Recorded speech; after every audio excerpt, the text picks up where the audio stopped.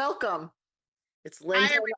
everybody. Arlene, welcome to Beacons of Balance. We're so happy that you take time to join us. If it's your first time here, thank you for joining in. We have a really, this month's topic's really good. It's on near-death experience. We have guest speakers for each episode.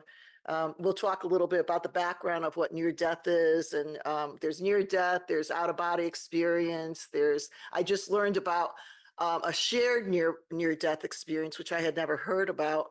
And then there's people that have bad near-death experience also that go through Yeah, not peachy keen, all as you say, rainbows and lollipops. yeah.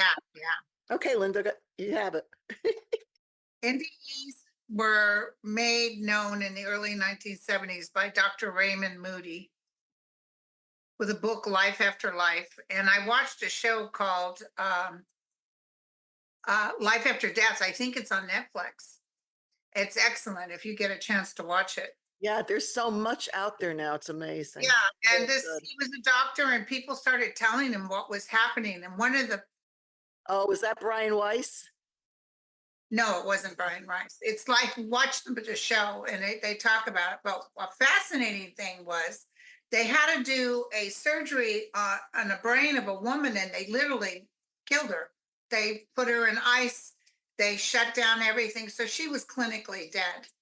And then they were able to take the aneurysm out. Then they brought her back to life and she proceeded to tell them everything that was happening. Yep. And then I just watched another show about a guy that died and this guy was an intern. He was scared to death. He did CPR, brought him back. The guy went out, told his wife it doesn't look good. And then in all the turmoil, his lunch came, the patient's lunch came. And since this intern hadn't had anything to eat, and the guy was still sort of in and out, he went ahead and ate his lunch. Well, later on, the guy came back and said, I want to tell you, I was disappointed you told my wife there was no hope, and you ate my lunch. I love it. Following that book, release and death studies of NDEs were pursued, and there's a lot of doctors out there pursuing it. Dr. Bruce Grayson, Kenneth Ring at the University of Connecticut, they started IANS. IANS, Yeah. or the International Association of Near Death Yeah, Experience. they were the founding father. Well, Ray Moody was the one who first came up with the book, and that was I read it. It was 1975, I think. Yeah, I owned it for a long 75. time. I couldn't find it. It's probably out in the garage. Yeah, yeah. So I read that, and I thought, because both of us were from the, Western medicine. I thought interesting. But it was registered back here, and then I'll talk about how it came back up. So, anyways, near death experience. There's also out of body experience where you don't have to be clinically, flatline dead. There's all these other experiences. So you could have active out body. And we talked about when we had our dream episode with Lynette that you could actively do this. There are also negative near death, and a lot of people, they don't want to talk about that. On YouTube, there's a lot of people that talk about it being with. Yeah, but a lot of people don't want to talk. First of all, now, and I was doing this back, the early 90s. They don't want to talk about near death. Even a lot of people, their experiences. They think it's like, well, you'll see it causes other things in families and stuff too that come up. But there are negative ones.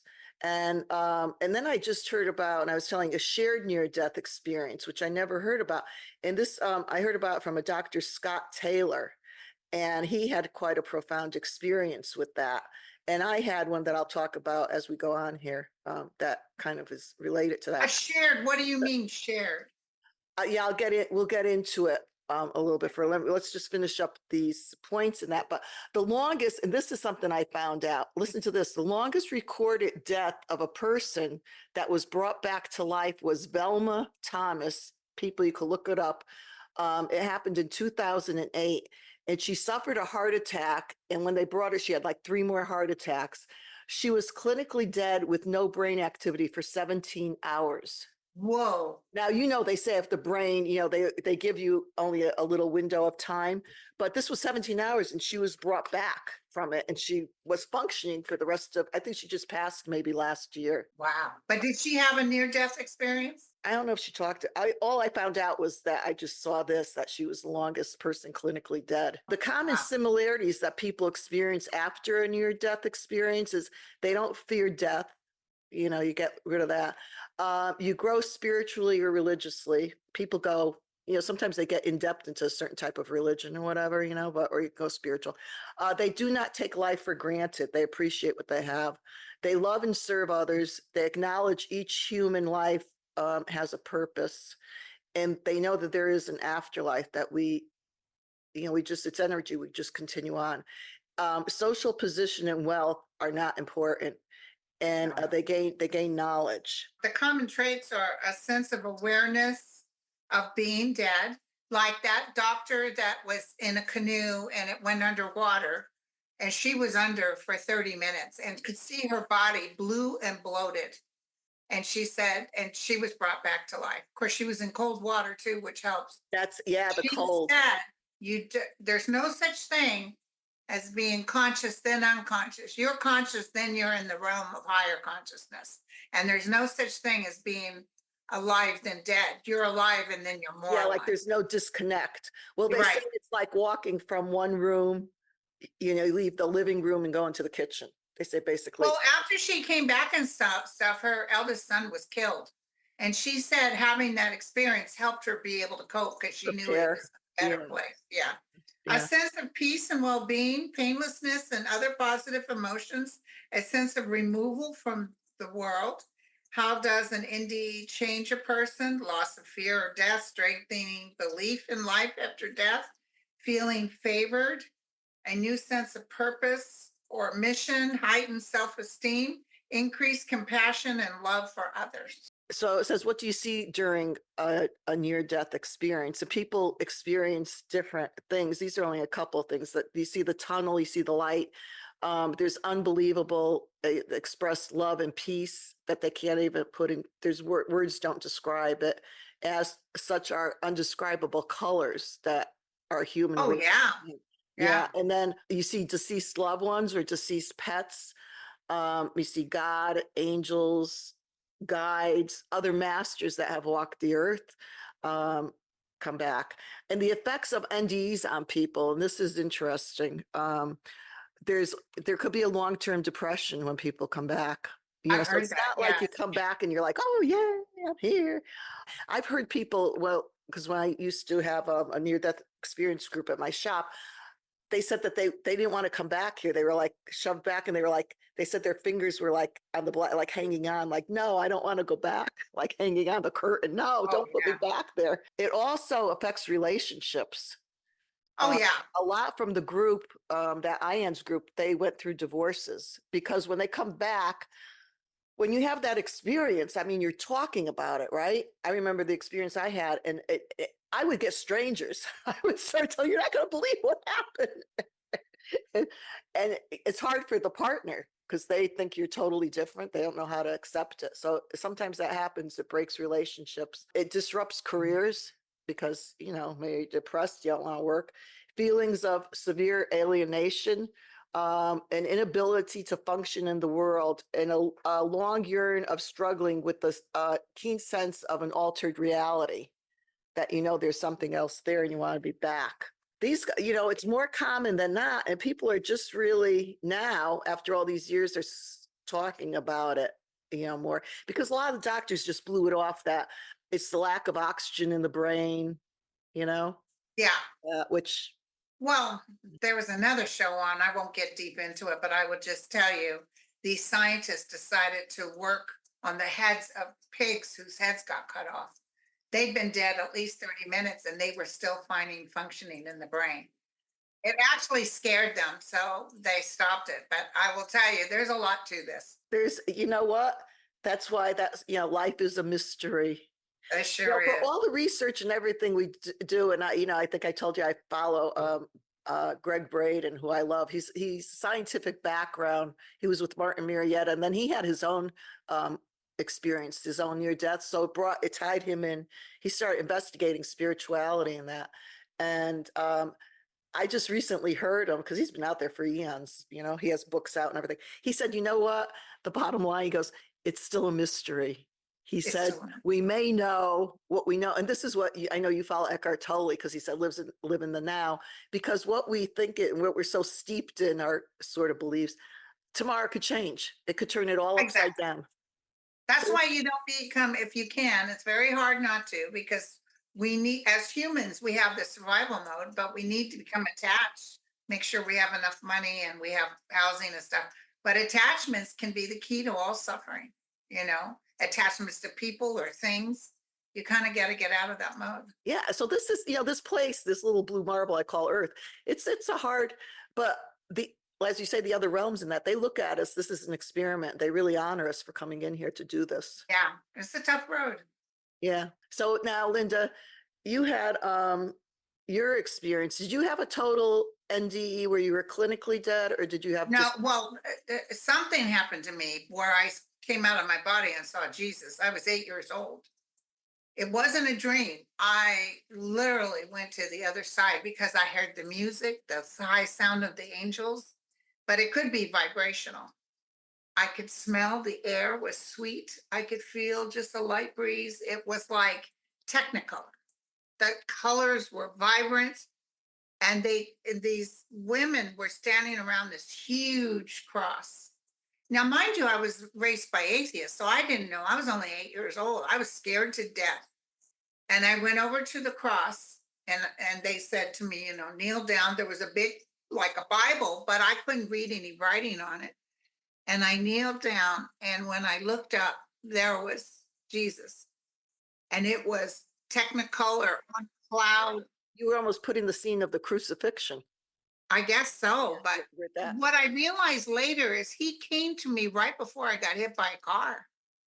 When did that happen? When was That one was when I was 8 years old. Oh, so it was at the same. It was like a couple of months later, I got hit by a car, So you had and I this could have first. died. So Huh? you had the one where with the I cross. had the Jesus thing Was that first. first? Now, That was were first. you sleeping at the time, or? Well, what happened was I knew I did needed to listen to him because I knew he had something to tell me. And when I looked up it again, he was just so beautiful in his energy. But I really didn't know that was Jesus. But now I know that was Jesus. And he said, he opened his arms and he said, "My child." And I was scared because I didn't know. You know what I'm saying? I wasn't Sure. raised on anything. So I looked down again. And when I looked down again, boom, I went back in my body. And let me tell you, my body was ice cold. I was cold as ice. So going back, so were you in bed? Were you sleeping when I this? was in bed. So had you been sleeping already, or were you I just think like, I was still sleeping, but then boom, I was there. And that's why I know this wasn't a dream. I've had a lot of dreams that were pretty real, but never like this. And then when I went back in my body, I was ice cold, free. And it was summertime. And then I talked to my mom, and my mom was raised Catholic. So my mom said, "That sounds like Jesus of Nazareth," which I, didn't really know much about. But I had a Portuguese family across the street, and I was able to talk to the girl that lived there and get some more intel on who this Jesus was. Now, the pictures the family had up of Jesus wasn't the one I saw. But then that's when I started studying it because I was totally infatuated and wanted to know, who's this Jesus? But you see, to have that experience and not have any religious background, it was something else. But that's the beginning, and I can't say I lived a happy life after that. I went straight downhill, but they never let me go. They never let me go. so that was the experience when you were 8 years old, and then what happened after that? Then you had another. Well, I didn't die. I didn't have I was dead on the table. Well, one time they told me I was near dead. I'd attempt. And then but I didn't have, I saw demons in that one. And then I had another time, I was bleeding out from my femoral when they did to go into my heart to put a stent. And it was starting to bleed out, and I was starting to go into shock. And I was vomiting, and I was like acting out because it was,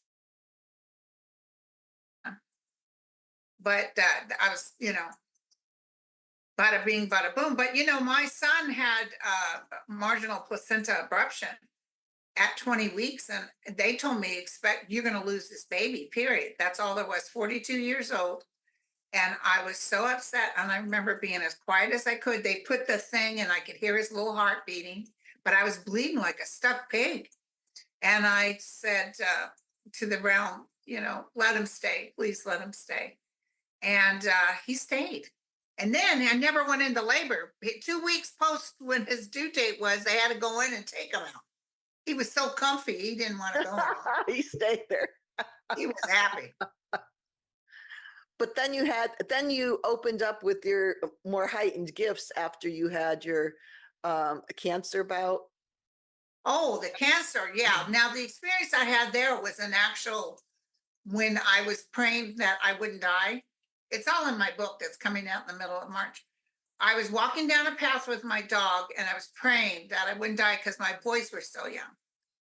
And I had no breasts, no hair. And I heard him say in my ear, "What are you doing? You know, there's no such thing as death." And as a nurse, I saw a lot of bodies leave. I saw it. I knew there was no such thing. And I felt so embarrassed when he said that to me. I was like, real apologetic. I said, "Oh, you're right. I'm so sorry." And I felt selfish for even going there. And I literally pushed myself, like I said, into thy hands I commence my spirit, more or less. It was like, you know what? I'll accept if I need to die, I'll die. I know everything's going to work out because in faith, I know everything's going to be okay. And something happened to me. There was a powerful rumbling noise. I thought a truck was coming down a path, because this was a path. This wasn't a road. And I moved the dog to the side, waiting for it to pass, and there was no one there. And then all of a sudden, up through the trees, boom, something hit me really hard. And it said, "Thy will be done." Wow. And then I was zooming for 2 days. I couldn't eat. I couldn't sleep. If I can't eat, something's up. I thought if I touched a plug, I'd blow it out. I was, Well, okay, yes. So let's touch on that. When people go through a near death experience or out of body or a profound experience like you had. So technically, near death, they flatline, they come back, but there's other experiences that you could have that, that this happens. It changes because we were talking about energy, we're electromagnetic field. So our field changes, it's heightened, and that's why people come back with heightened psychic ability. yeah, that's when I got real sick. Electrical things happen where a lot of people can't wear watches. Like Mhm. the watch will stop. They always think they're broken. Light bulbs go out, or street lights go out, pop, and stuff like that. So things like that happen. That didn't happen with me, but I will tell you, it forever changed me. It was 2 days of not being able to sleep, eat, and I couldn't get the smell of the earth off my hands. The sweet earth smell when a first rain happens. Yeah. I washed and couldn't get rid of it. My native friends told me that's the signal of healing. So I probably was spontaneously healed in that They moment, knocked it right out of you. because I never had anything with cancer after that. That's wonderful. And you're here. But I didn't change overnight. I said, I wasn't as sweet as I used to be. It's a And process. it was a little bit of, ego and me. And then one day when I'm on my own beeswax, I was standing in my room, and that man that talks to me, which could be the Christ, I don't know, but he said, "You're going to start a YouTube channel." Yeah. And I protested in that moment. I said, "Oh God, no," because I've been on with my friend Kirsten. She did a lot of work to do these YouTube shows. I said, "Oh no, no, I don't want to get up and brush my hair." Can you believe me talking to the realm going, "No, no." And he said, Linda, you will help calm them down. That's, you're talking about how you say no to the world. When I had my shop and everything, when you're just open and you're out there just giving freely, which, I mean, it was work and everything. And, I told you I've been writing on my book for 30 years. Oh God. Anyways, so I had all these experiences that I want to put down, that I did put down, started writing. Well, I get a call one day. It was a writer from the publishing house, Meredith Publishing. And she said, we're doing a book on 50 women. Yes, She you said, gave me a copy of that. she said, we'd like to, I'd like to interview. And I had the phone, I was in my shop and I went like this. I took the phone away. I'm looking like, who is this? You know, because a lot of times, as you know, being out there in public, you get crazy stuff that happens too. So I said, so this is me. Okay, well, I'll let you know. Give me your number and I'll call you back. Because I'm going, wait a minute, I'm going to write about this in my book. Why am I going to, give it to her? You know what I'm saying? And Yeah, I got clocked off the side of my head saying, hello, yeah. hello, we want you to do. He also, his So last word funny. on this particular thing was, if your ego gets involved, we will remove your gift. So, girlfriend, I sat in front of my personal computer in my living room and I just waited for the downloads and I started talking, right? And so my son says, Mom, you're over 7,000 subscribers. You can monetize. I said, What? All right, I guess I will monetize. I was not expecting anything. And now I have, over 66,000 Yeah, subscribers. yeah, But it was something I'm supposed to do. And one of the first things people tell me, especially in my personal readings, oh my God, you helped calm me down. yeah, yeah. But it's not me, it's them. Well, that's what it's all about. That's I still get 20 years later, people run into me. And my husband, who has a business, he's in insurance, he said, oh my God, he goes, once you close a business, people forget, it's like, yeah, you had it, Yeah, you got yeah. there, but they'll still talk about, oh my God, I went in and you helped me. And I'm like, It's it was flattering. it was Yeah. their, But but it was their.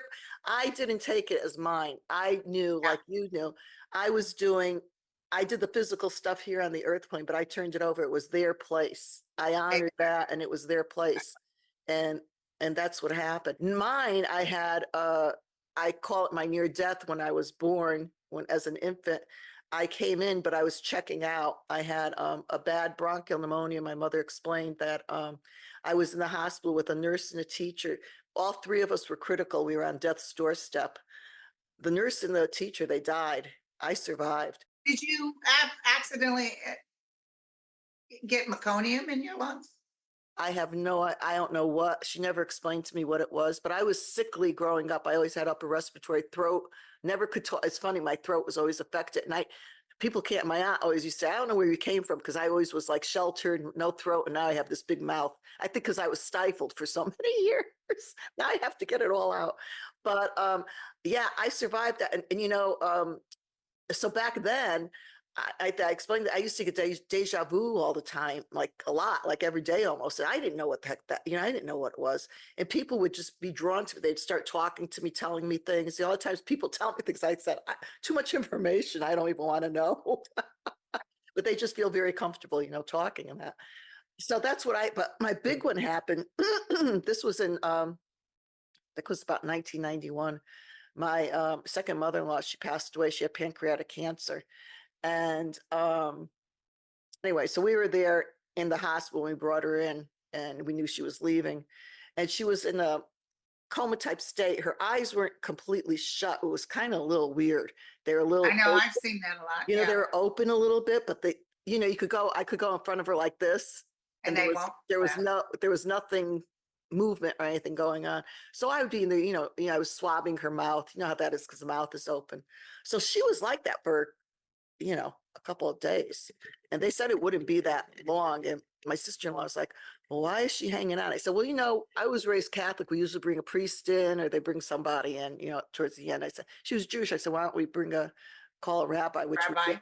Yeah, so he came in and prayed. But anyways, when she took, we got a hold of one of her friends to come see her. And when she took her basically final breath, these eyes that were fixed now for 2 days rolled back completely to the whites, rolled back, and she ceased breathing. So my sister-in-law screamed. She ran out to get the nurse. The nurse came in. So there were 5 of us around her bed. And Linda, I swear to God, on Sacramento, I saw this vapor. When you drive down a street in a hot day and you can see it's like gaseous. Yeah, You yeah, see it like looks like wavy. You could see it. yeah. I kind of saw that, and I saw it come in her head, and those eyes, they flipped down. They flipped down, and I was like this. I was like, I know I had my mouth open, like, oh my God, what is this? And she basically, it was like a puppeteer. She took, her eyes were like robotic. They were like click, click. They didn't, there was no fluid movement. There wasn't like we were in our body, like you're alive, but it was click, click. And she came to each one of us. And I was like in the middle. So that book, Ray Moody's Life After Life, I'm going afterwards. I said, oh my God, I'm witnessing this. I'm there. And she connected with me. And eventually the energy coming from her was so strong. I just put my head down like in reverence because I felt like I was going to explode. And then she ended with her son and then she was gone. And there were two pigeons sitting on the windowsill. Pigeons don't look in the window. It was up on the seventh floor. There's no ledge. They were looking at, he went over to the window, tapped, and they stayed for quite a while. And then they both flew off together. It was like spirit taking her. That was very profound. And that's what I mentioned about shared near-death experience. This Dr. Scott, did I say his name was Dr. Scott Malloy? He talks about it. I had never heard that before. Scott Taylor, Dr. Scott Taylor, if everybody wants to look him up. And he talks about a shared near-death experience. And I believe that's what I had. In other words, you go, especially if you're close with a person, you'll go with them to a certain, they could bring you over, but you don't go through you don't go through the whole thing, but you experience that part of it. So that's pretty interesting also. So that changed my life. I totally, when you have an experience like that, as you did, it changes you and you can't go, couldn't go back to the way I was really, Right. it was, and it did, because it altered me. And, my kids were raised Catholic too, because that's what I was indoctrinated in. But now they're looking at me talking about all this spiritual, to them mumble jumble, like, what are you, I'm like, no, it's not that, it's this. And they were looking at me all weird, like, you're nuts, Right. Exactly. Exactly.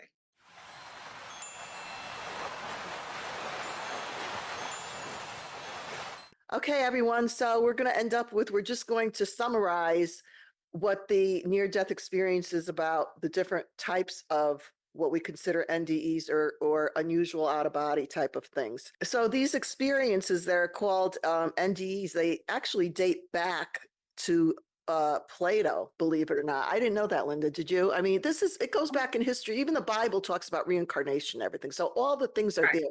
Actually, all this life, nothing is ever new. The drugs people do, cocaine and everything. I mean, that was back in Coca-Cola, right? And it goes back even before then. So Plato wrote about it, and it's called The Myth of Earth. And people can look it up if you want to. So, but NDEs or near-death experience, there's similarities that people have. So you can't just throw it all out. Not everybody has the same exact thing, but there's similar things like seeing the light, the tunnel, the colors, and all knowing and all encompassing of a peace and love. It's just undescribable. And usually most of the people, they don't want to come back. They're usually Yeah. Right. Exactly. they're kind of set back. They're kind of like, we don't want to. And people that do go through this experience come back. Usually they want to be, they don't have fear regarding what we call the death process, because we don't die. We just the energy continues to go on. So they don't have fear with that.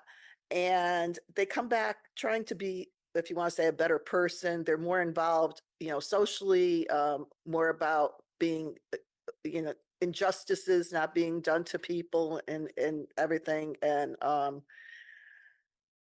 they come back trying to be more optimistic in that usually.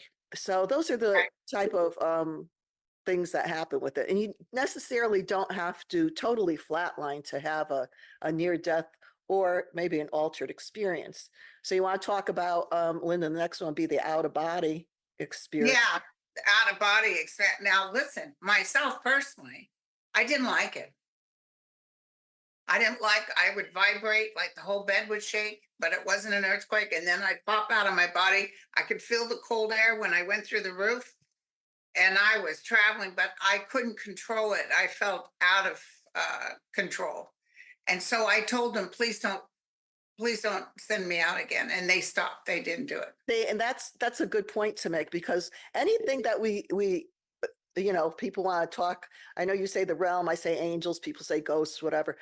aliens, ETs. There's a universal law that I've heard of that if you tell them, No. they have to honor it, and it will stop. I mean, I used to do angel circles, and a lot of times people want to see their deceased loved ones, Mhm. and they would invite, if you invite them in, if you invite the angels in and that, they come in. They'll be there for you. But then if you don't want to bother with them, they'll wake you up until you tell them, leave me alone. But a lot of times when people do that and then they start seeing things, they start seeing the vision, and it scares the bejesus out of them, and they get Yeah. scared, they get scared, and that backs them off. Then it doesn't happen. Right. Right. Yeah, so out of body experience, yeah, and we do that. Actually, we do, right, every night when we go to bed. Right. About it, because we're sleeping, and what do? We leave. We're not conscious of it. And I know for myself, it's happened. I'm sure it's happened for you. When we come back in, I don't know if, I'm sure you've had where you're lying in bed and your mind is kind of there. You're sort of, but you can't move your body. You're like, Yes. you're shot up with Novocaine. You can't move, and that's because we haven't integrated totally. Right. Like Some sleep paralyzation. Yeah, sleep. That's the term, sleep paralyzation. Yeah, exactly. A lot of people that I heard that were coming back in their body after being out from a near death or whatever, they said it was like putting 10 pounds of sausage in like a 5-pound skin. Like Yeah. they couldn't fit, and they kept getting. That's kind of funny. Right. Right. So then there's also that I want to talk about, to go over.